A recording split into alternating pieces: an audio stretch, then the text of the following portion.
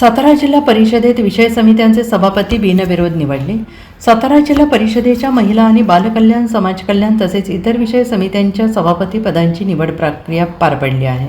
या निवडणुकीसाठी 4 एप्रिल 2026 रोजी दुसरी विशेष सभा आयोजित करण्यात आली होती आणि या सभेत एकूण 4 नामनिर्देशनपत्रे दाखल झाली. छाननीअंती कोणताही आक्षेप नसल्याने सर्व नामनिर्देशनपत्रे वैध ठरवण्यात आली अशी माहिती जिल्हाधिकारी संतोष पाटील यांनी दिली आहे.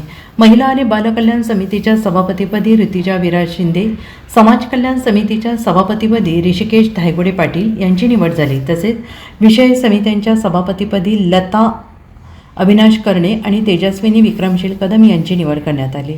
प्रत्येक पदासाठी एकच नामनिर्देशनपत्र आल्याने ही निवड बिनविरोध झाल्याचे जिल्हाधिकारी पाटील यांनी जाहीर केलं आहे. यावेळी मुख्य कार्यकारी अधिकारी याशनी नागराजन, उपजिल्हाधिकारी महसूल विक्रांत चव्हाण, तहसीलदार समीर यादव तसेच उपमुख्य कार्यकारी अधिकारी निलेश खुले आदी उपस्थित होते.